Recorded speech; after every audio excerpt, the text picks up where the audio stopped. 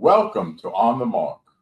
And today's episode is about Jewish matchmaking with a Jewish matchmaker, a woman who makes shit-ups for a living. Her name is Rachel Brown. Rachel, welcome to On the Mark. Thank you. Thank you for having me. So tell me about your company. What does your company do? My company is called Jewish Matchmaking NY, and I match Jewish men up with Jewish women. The men are my clients. So the women don't have to pay. Women don't pay. Just like in real life. The men always pay. The men always pay, but the women pay in their own way. So okay. it's an equal deal. It's an equal deal. Yeah. Okay. Well, so let me ask you, today there's JDate. Yep. And there's probably some other Jewish sites, but how do you differ from a web service? Well, my service it's select, it's curated. I meet everyone. I meet everybody in person. There's an extensive interview with the man. There's extensive interview with each woman. So it's very, very select. I get to know people. And what if someone is not Jewish, but wants to meet a Jew? They think Jewish husbands are the best. They're not so great, believe me, I know that. But no, they're good. I don't know, my wife wouldn't think so. Not sometimes. So can a non-Jew be on your site and be a client? No. This is a Jewish matchmaking service. So my mission statement before I started this business was to reduce anti-Semitism, reduce assimilation. We got to bring the Jewish people together. We have a huge shidduch crisis, which is really a horror. The Jewish population is actually shrinking. So no, this is for Jewish people. Well, I have heard that there was a rabbi, I had him on the podcast. He said, Hitler wanted to kill all the Jews, but the greatest threat to the Jewish population is assimilation. Yes. And that is an issue for us. We're not that huge. We're not that big. No. So how do you define a Jew?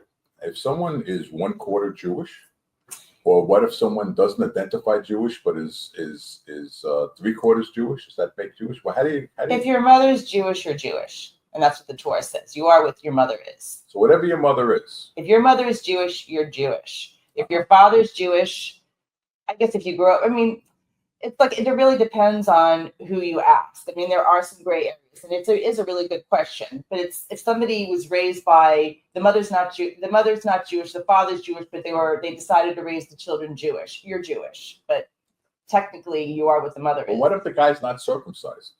Could he still be Jewish? Oh, such a good question. Do you check for that? By the way, do you check for that? Is that part of your application? I don't. Now, we will make the assumption that each male has been circumcised according to the Jewish religion. They are. Are there some that aren't? I'm sure there are, but how about tattoos? Does tattoos eliminate you? Tattoos do not. Do not. Again, good questions here. It really has to do with religion, but it's asked in the application. Do you have tattoos? Some people like it, some people don't. Okay, so what age group primarily? I know you do different age groups. Are your clientele? I would say anywhere from 30 to 65. 30 to 65. Yeah.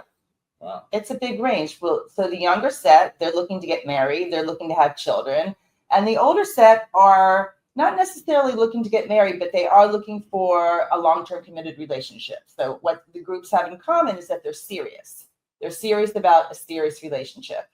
I'm told that in Florida, what makes a Jewish man attractive at an older age is that he can drive, particularly if he can drive at night. He's a real catch. That's what. Okay, that helps. Yeah. But we have Uber these days, so that's true. It's probably not as important. Right. So is on the economics of it, you say that the man pays. So what if you have a woman who has a lot of money and men who are blue collar workers who are just making a living but not that much? Is that someone that you think would be a bad match for each other? I don't think they'd be a bad match, but it's not how my service works. Okay. And I'll tell you, you're going to find this interesting that when a Jewish man marries a Jewish woman, he signs a ketubah. The ketubah, he signs it. She doesn't sign it. Right. It's for her. It's for her benefit. And it's saying that I will take care of you emotionally, physically. I will support you. And if there's an event that we do separate, that I'm responsible to pay you alimony or to compensate you in whatever way.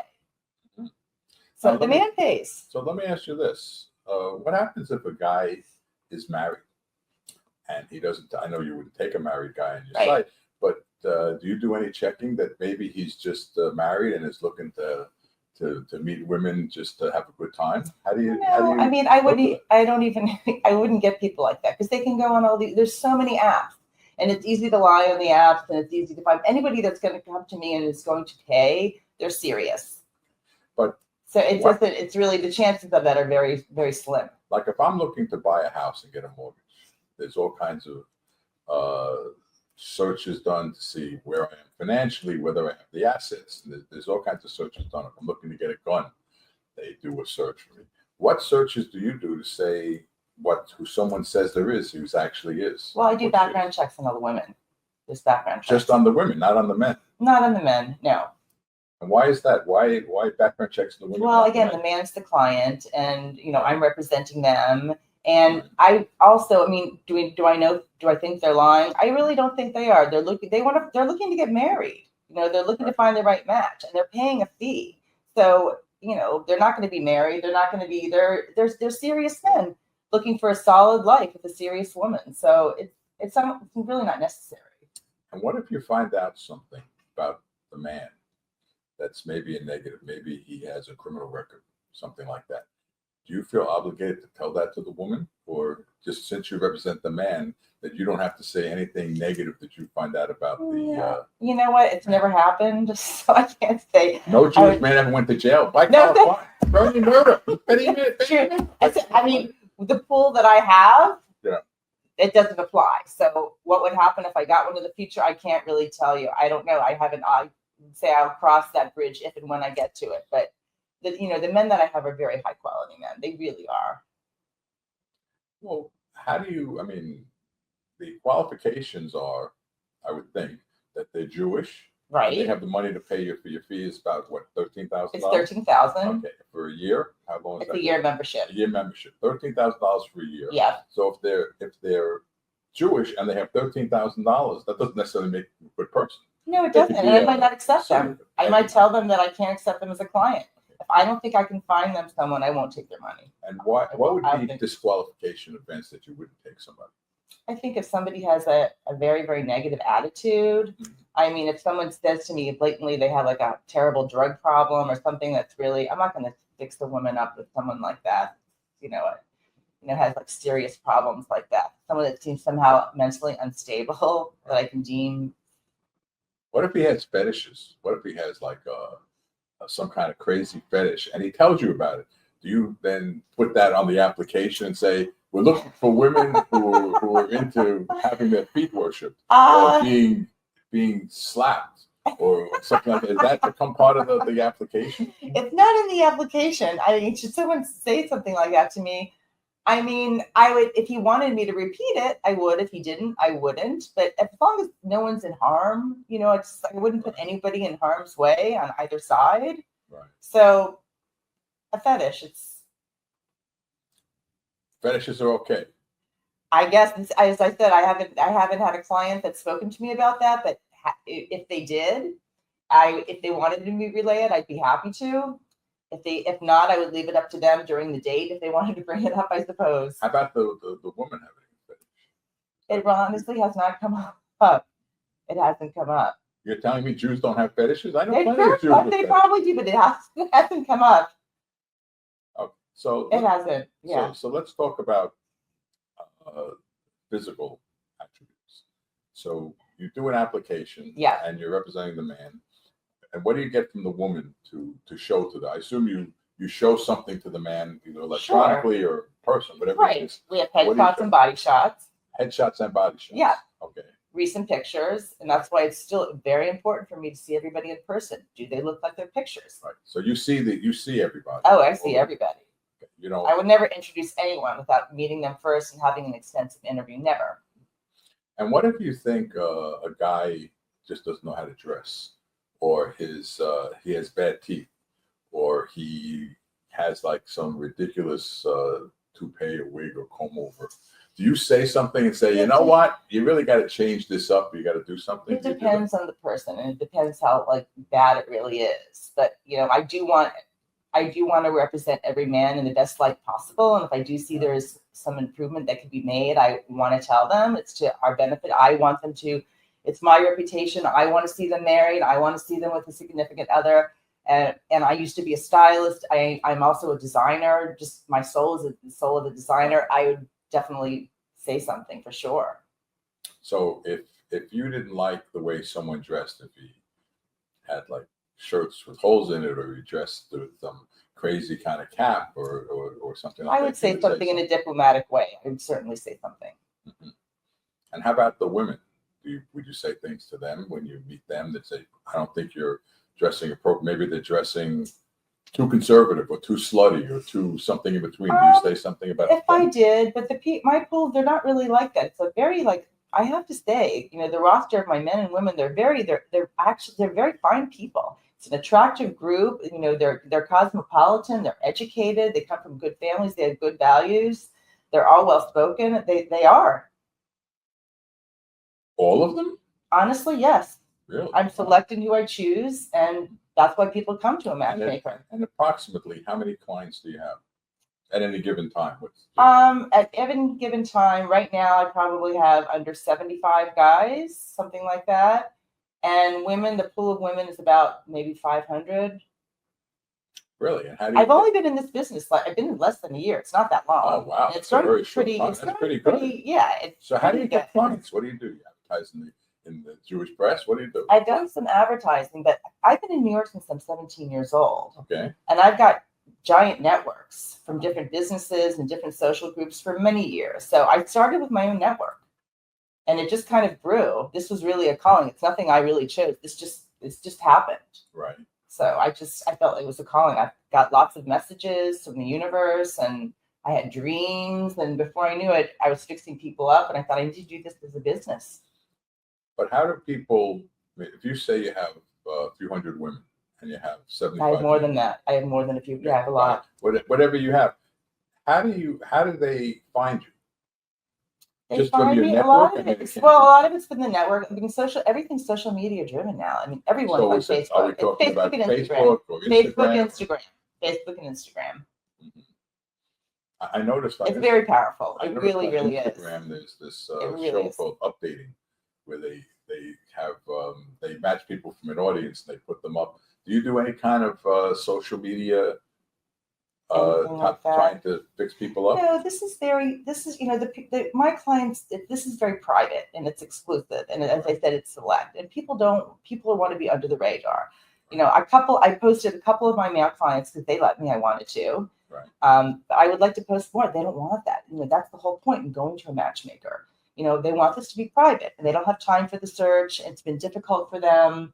It's choice paralysis, as I call it, with all the apps. They come to me, and they, and the women too, they don't really want to be. There was someone that I wanted to post the other day, and she said, Rachel, this is why I came to you, because I wanted to be private. I said, I understand. I just thought, once in a while I'll do a post on Instagram with someone who I think is fabulous, but, and I understand. So that's the way it is. See, I find that as a Jewish man gets older, and if he's successful and he's not gay or transgender or something else, that makes him more attractive to women. Just that fact in itself, because there's a less of a pool of those men, because men, because they've been divorces, don't want to commit anymore, or they're into a different lifestyle or whatever reason.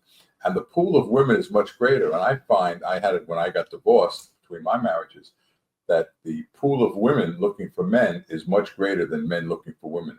It wasn't that hard. Everyone I knew, when I got divorced, I would get calls from people looking to set me up with people. In fact, my wife now, when she hears on her radar that one of my friends is going through a divorce or separating from his wife or his girlfriend, boy, her antenna goes up. She works for UJA. Her antenna goes up, and she's got all these women that she's looking to set them up with.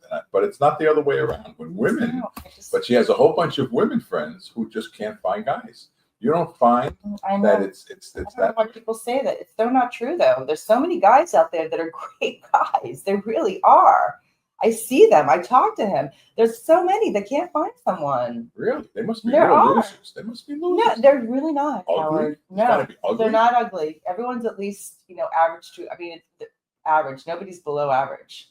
What's I mean, it's average? again, beauty's in the eyes of the beholder. What's average? And they say one man's cake is another man's poison. So I can't really I don't even want to go there. So, but it's, average to above average to, to very good looking, but Really? there's a lot of really great guys. There really are. That's why I hate when people say that just because someone hasn't found their person yet doesn't mean there's no good guys in New York. Not true.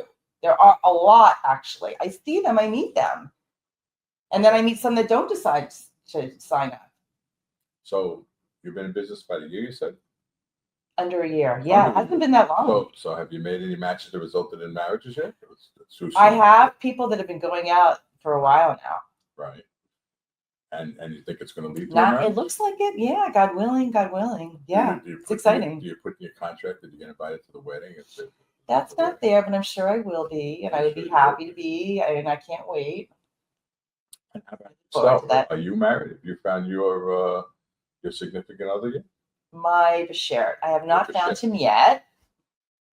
Not yet. He might be Puerto Rican for all you know. You never know. He could be a Puerto Rican Jew. That's true. It could be. There's such a thing. There's about 5 of them, but there's such a thing. No, there's some, strategic form. Ed Serlin. I do. Yeah. Well, he's half. He's only half. He's not. I thought. No, he's half. He's half Puerto Rican. He likes to. I thought he was mama's. No. No. He's Jewish. He did a podcast with me the other day. He's not. He's Jewish, but he's more spiritually Jewish. That's a He's whole Puerto thing. Rican though. No. He's half Puerto Rican. Okay. His mother's Puerto Rican. His Okay, father's so not you Puerto are what the mother is. That's true. So I guess you. He's a Puerto Rican Jew. Jewish. Yes, we played golf yesterday. He's not. Oh, okay. Yes, he's not that. Okay. That's Okay, that example then. Okay. so. So, to you, a Jew, Uh-huh. it seems to me. Tell me if I'm putting words in your mouth. That they would expect to raise their children Jewish. That would be important to you in your goal. Well, which is that's to part make of the Jewish. whole mission statement. Do we want to grow the Jewish population? We need Jewish babies. We need to grow. How do we grow? Jewish men need to marry Jewish women. Right. We need to start 30 on up. Let's just start. Chop, chop, chop.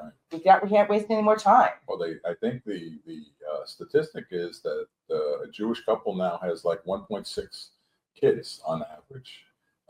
It's not even enough to replace what they have.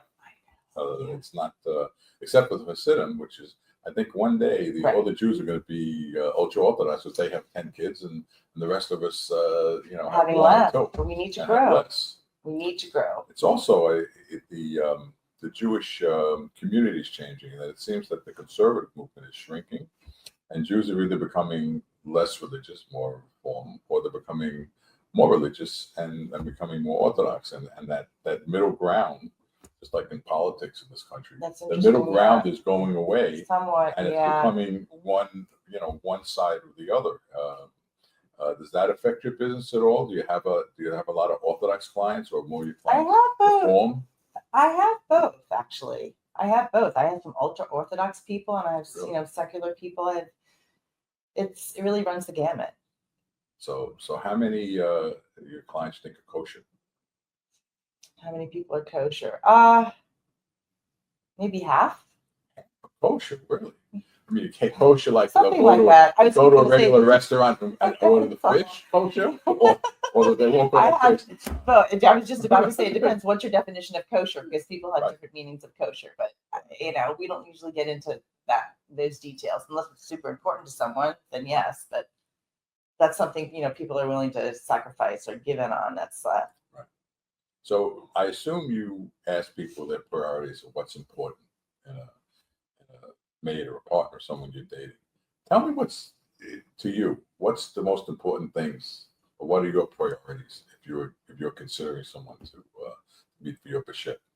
Well, the first thing for me, I feel like I just have a connection with someone, because even if so many things check off, let's just say the whole, let's say everything checks off your checklist, Right. but you just don't feel anything. There's just no connection for whatever it is.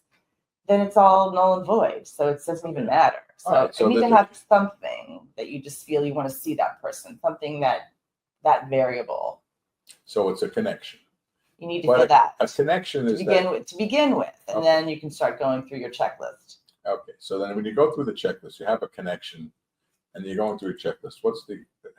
What's number one? Attractiveness, how much money they make, how good a Jew they It's are, values, value. values, So it doesn't, values is the big thing. You know? values, does that mean how religious they are? No, Or is it no, a no. spirituality? It's really more based on spirituality. How much do you care about people? Do you give charity? Do you care about what's going on around you? Do you care about the world? Is it just about you?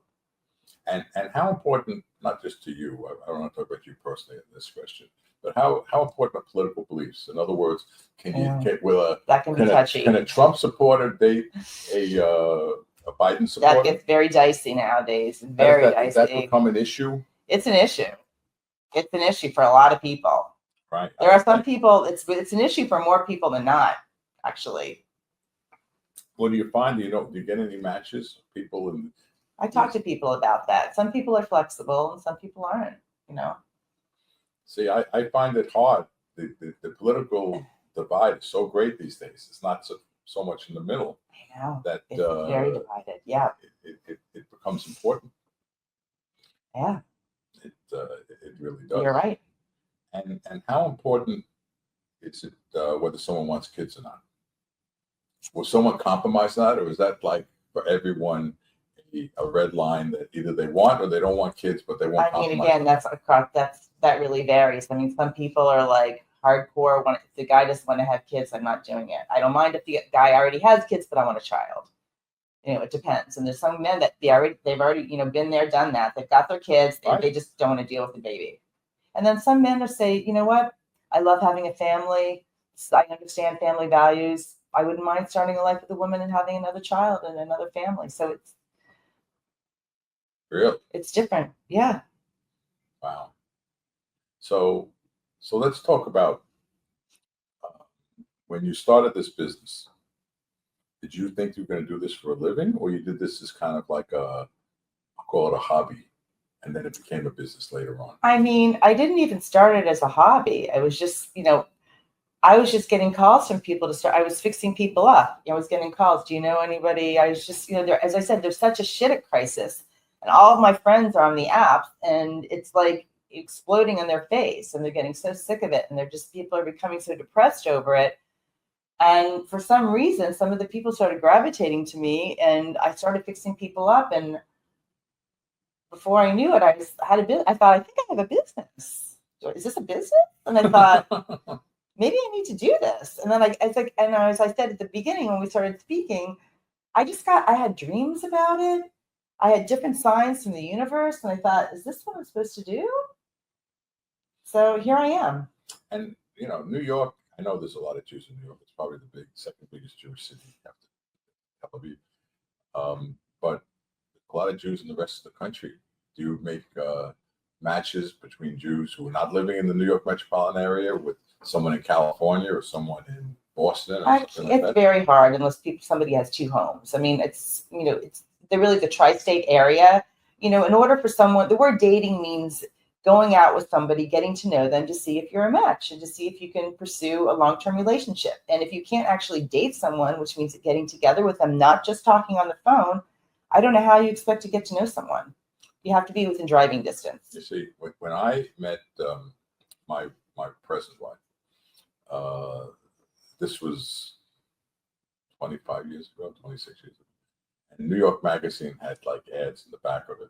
Oh, yes, I remember It that. was before dating apps. They had something called yeah. Relationship Line. And it was something that, in fact, I was on Fox News with someone, not the one I ended up marrying, but they had a special about this service, and they had it on Fox News. Yeah. Anyway, you would leave voicemails for people, and people would hear your voicemail. If they liked it, they would leave a voicemail. But this is people that put ads in New York Magazine. Yeah, so you call a number, and you have a number, and you just do voicemails back and forth. Wow. And I spoke to my wife on voicemail for probably 3 months before I actually met her. So I was talking to other people too, but we would talk back and forth, and we would sometimes talk for hours. Now she Yeah. says, I don't want to talk to her for 5 minutes because it's, I'm watching television. What do I got to talk to you for? We're married too long. So Things change. Things change. But and she reminded me that she talked for hours and hours and hours on the phone. Because And you so had a connection, and it can- probably went by right, like that, right? Right. It did. And but we did it virtually. It was virtually, not virtually like they do now with a computer, but now I would think it would be easier if you're having want to have a relationship with someone in California, that you could do it on virtually. Do it with Facebook. You don't think you can get a connection with someone? I mean, you could, but when you FaceTiming with them? okay, so let's say you can, but then what? So okay, we've established this connection through FaceTime. We've been having many conversations. The next When obvious step. when are we meeting, and how is it going to work out if you're in California and I'm here? Well, before you do that, you could have like phone sex. You could do it You just could. FaceTime from through the play, and see how compatible you are. There's an Just option. online. There's always an option. There you there's go. always Okay, you got a good there's things answer. you could You got a do. good answer, Howard. But you're going back and forth with someone, and they're in California and you're in New York, and now you're going to meet them. Well, So- it's a connection. Well, if the man wants, the if the man wants to make the effort and he wants to keep coming to New York and he wants to fly her and she's willing, then then See, go for it. I just think it's like you're not so I easy. think you're a little chauvinistic. Why is it always the man? There are plenty of women Okay. who are very financially successful. Women have more wealth in this country than men. Most of it's inherited, but they have more wealth than men. They're Okay. very successful women. Why is it always the man who has to pay for everything? He has to be the one Okay. to go out. Why is That's a that? good question. It's a really good question. The Torah says so. This is a traditional Jewish dating service. I don't want to use the word dating. I don't want people dating. I want them to Right. meet somebody and get married. So Torah says The the man Torah has to says- pay. okay, Show me so- where it says in the Torah the man Okay, has to there pay. is The a- Ten Commandments. okay, well let me explain. Let's define the word pay. Okay. So according to the Torah, the marriage is for the sake of the man. Women are here on a volunteer basis. We're here to help the man elevate with this, the word tikkun, which is their correction. The women are here for the man's tikkun. They need to provide children, a girl and a boy, to help the man elevate, to help him on his spiritual journey. It's a choice for us. This is a job, a choice for us. Right. They need to be married for their soul's elevation. They can't not. Okay, but So then, they need to pay and they need to earn that. but you told me a couple of minutes ago Okay. that maybe half of your clients are Orthodox and the rest of them are Reform or spiritual, or they're not Orthodox. What you're talking about is the traditional Orthodox relationship and path.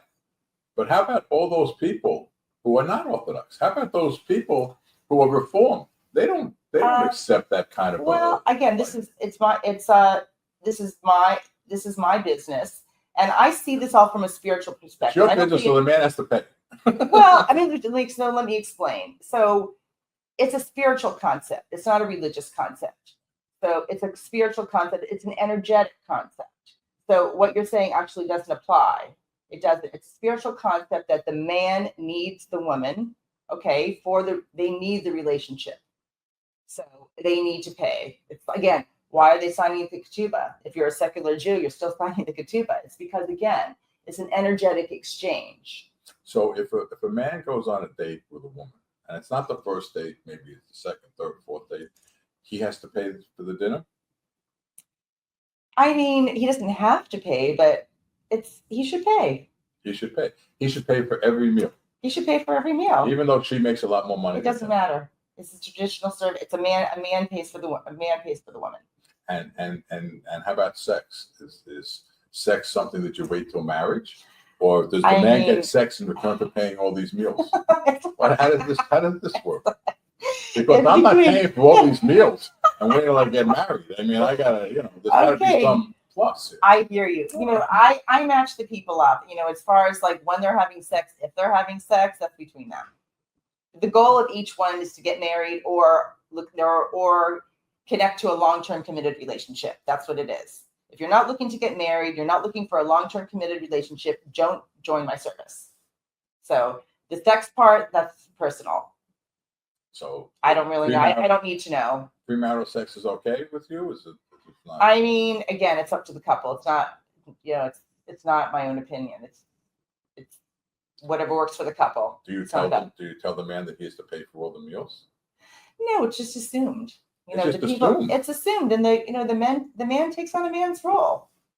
I had a female friend of mine, a good female friend of mine, who had a date with someone, and I said, "How did it go?" He says, "I would never date this guy again." He said, "Why?" He says, "He paid for the meal, but he used a coupon."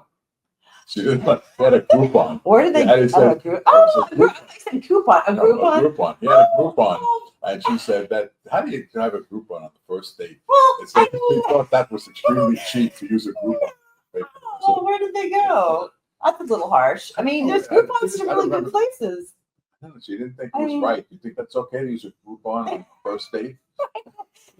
I've heard that, Poor but guy. I mean, it's like there's different ways. Well, now people, you pay on your phone, you pay with cards. Yeah. I don't know. There was probably, I would say there was probably, that probably wasn't the reason that she didn't like him. There was probably something else. And then the Groupon just was like, somehow that just, Well, she also Which said one broke it? he was complaining about his ex-wife a lot. okay, there you go. That's what, it's not the Groupon. She didn't want to hear about the ex-wife on the date. And I understand, nobody wants to hear that. Nobody's interested. Yeah, I wouldn't think you'd really. They're just not. I was on a cruise, and this guy had this big gold blob around his neck, and I had asked him because it was so unattractive. I said, Like a "That- medallion? that's you?" No, it was just a blob of gold. I said, "What is that?" He says, "That's my 3 wedding bands. I melted them down and put them around my neck to remind me not to make it any bigger." That's hysterical. Oh my Yeah, gosh. that's a true story. It's but so let's talk about situations where someone's out on a date Yeah. and the woman doesn't think it's going well or the man doesn't think it's going well, and they give you a call and they ask them, "What should we do?" You mean What- during the date? During the date, they No don't one call would you do during- that. They no, would call me afterwards, and I talk to everybody after the end of their dates and find out how it went. You find out how it went Oh, for both. on Yeah. both sides. Oh yeah, I want to see. I need to know what's going on. So do you have any as a lawyer I call it a fiduciary duty? Do you have to the woman who's not paying you, do you have any fiduciary duty to her to take her interests in mind in the service? I mean, I do. I mean, of course, my greater interest is for the male client, but the duty I have is human dignity, first of all, and whatever I say to say it with human dignity, and maybe constructive criticism if there is anything, and just handling the politics of everything well, because I don't want anyone to be, feel really offended or put in an uncomfortable position. So I want people to be, feel good about the process. Do you ever give a discount for a particular good cash like a Jewish doctor? Does I hate to he get a discount? I hate to say, but doctors aren't considered a good catch these days. Actually, Oh. based on what's going on with our healthcare System, unfortunately, they're like the That underdogs. That's always been the best catch. It used to be, That's yeah. what my mother wanted. No, I was married to a Jewish doctor. That was my grandmother's dream. Yeah, Yeah, that's like the perfect when I was thing. 21, long time ago. So it didn't- And that's why, and it didn't pan out so well. So what type of occupations that men have that you think make good spouses? Are people businessmen better than lawyers or accountants, or what type of man do you find generally is a good catch? Honestly, it does not matter. It's about their heart. It's about their heart. It's their soul. It's their personality. It's their warmth, their care for other people. That's just a detail, really, honestly. You don't find like accountants are very boring? Not necessarily. Yeah, I know they have that reputation. That's the stereotype, yes, but sometimes not.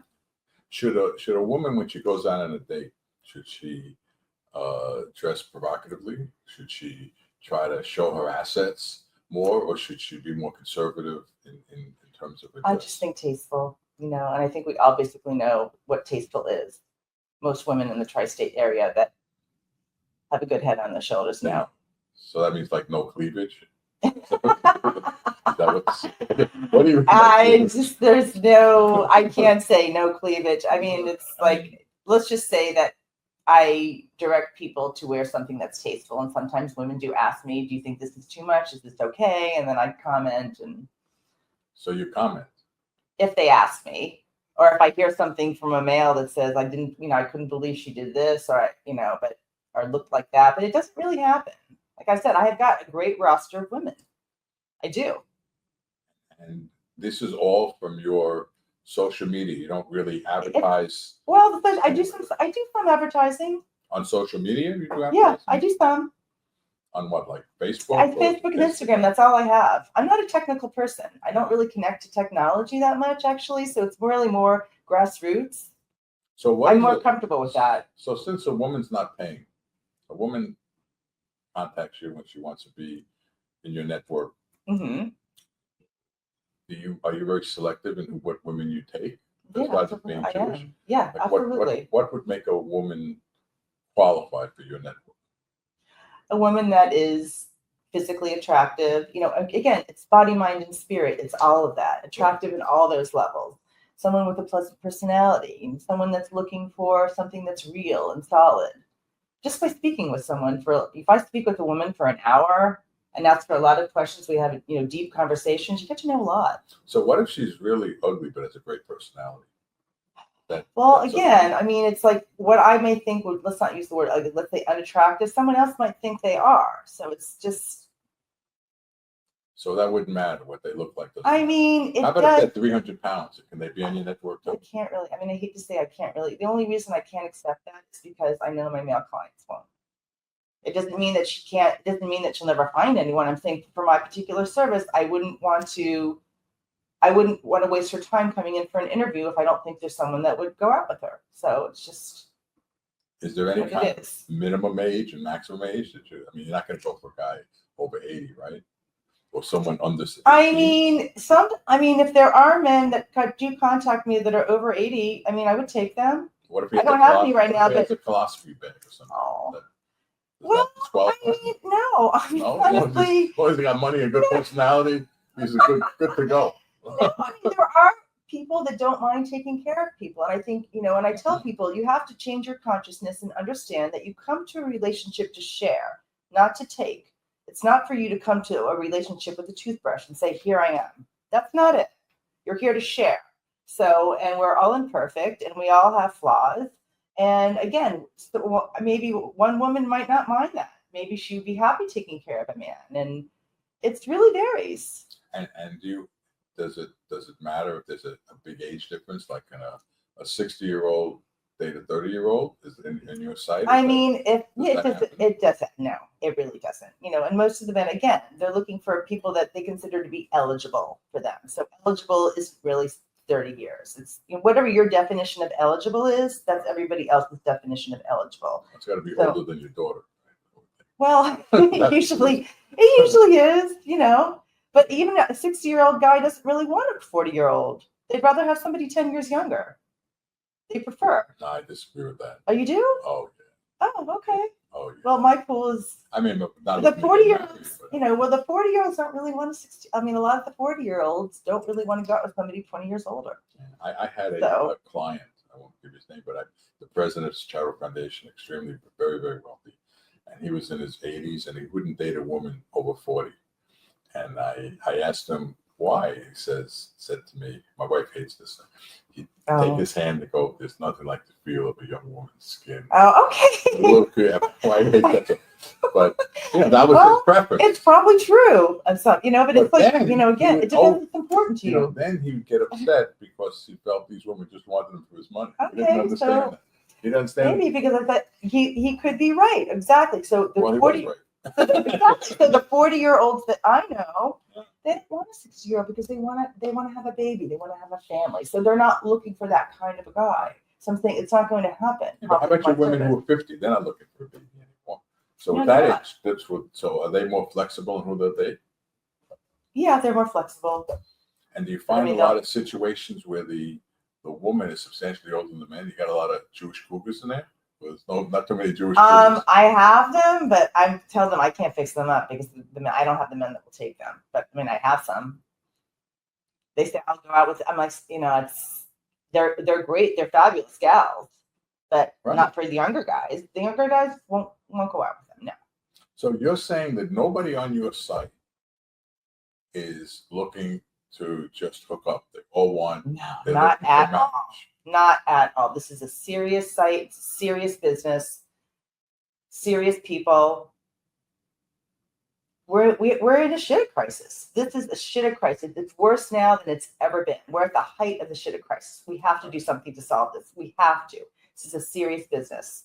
We must increase the Jewish population. I mean, it's really, I mean, look what's going on in politics, not to get into that whole thing. But the alarm went off already a couple times. We can't ignore it anymore. Well, then to increase the Jewish population, it's not a matter of getting married, it's a matter of having children. Well, we got to start with getting married, and then we have children after. Well, no, So, a lot of people have baby daddies and baby mamas, and could they have to be married to have kids, or No, you don't have to. No, you don't have to. okay, so could people They can get. get together in your site and not get married and just kind of have kids? I mean, that's their own choice, but again, still a Jew is with a Jew. A Jewish man is with a Jewish woman producing a Jewish child. So we're I don't still. know many Jews who are referred to as baby daddies. It's not It's not really Jewish. It's not a Jewish It's thing. not a Jewish term. It's It's really not, but for the sake not a of the Jewish conversation, thing. we could call it that, I guess, by definition. You Okay. gotta have a better name. Jewish baby daddies. It's probably not going to happen, but I mean, I would be happy if that happened. I'd rather, I mean, isn't that better than assimilation? Yes, Of course it assimilation- is. So, we'll assimilation take is what a we problem. can get. Baby steps, let's call it. So let's just get to where we want to go. We got to get on the right track. How do you see your business growing in the future? Do you see yourself expanding, or are you happy with what you're doing now, or do you have any plans to maybe go to other cities or find a way to expand the type of business that you're doing? No, it's naturally, it's not even a choice for me. It's just expanding. It's just growing. Like I said, this is the calling. When I was a little girl and my mother said to me, "What do you want to do when you grow up?" I didn't say I want to be a matchmaker. I said I want to be a ballerina. So this is the calling that happened later in life. So it's sort of going on. Sort of has a life of its own, actually. It's growing. And do you have anyone that you work with, or is it this just your 100%, your one Right man now, band? it's just me, Just you? just little old me, Wow. and it's going until further notice. So are you looking to get like a show on the Jewish channel or something? Maybe something like I that? mean, it's not on my radar, but Yeah, that we'll sounds see like- what comes down the pipe. Uh-huh. And are you feeling anxious to find your match, your Bichette? Is it something that you feel that you're anxious about, or is it something you're just going to wait and whatever it comes to you, it comes to you? No, I'm not anxious. No, I just feel like when the time is right and God sends that person, I'll be here and I'm open. See, if people had that attitude, though, they wouldn't hire you. Well, they But need to learn maybe- that. Well, maybe you got to find a Jewish matchmaker. I'm the channel. I mean, if the consciousness to have, meaning have the desire, but you have to also let go. So I have the strong desire, but you need to let go. But you also need to do whatever you can to help yourself, which is find a matchmaker. And I tell people still stay on the apps. You don't know where it's going to come from. Don't leave no stone unturned. Well, if my wife keeps insisting I talk to her more, maybe I'll have to call you up. No. But for right now, I'm going to leave things the way to go. Leave But things. Rachel, it's been a great conversation. Oh, this is so much fun. It's been a lot of fun. It's been great. I think people have learned some things about this, and I think you got a great mission. Yeah. And thank you for being on the mark. Thank you. Thanks for having me. I hope you enjoyed this episode of On the Mark. I started this podcast by quoting John F. Kennedy and would like to end it with quoting one of my favorite baseball players, Nolan Ryan. Enjoying success requires the ability to adapt. Only by being open to change will you have a true opportunity to get the most from your talent. I wish you success in staying ahead of the curve instead of behind the 8 ball. Thank you for tuning in.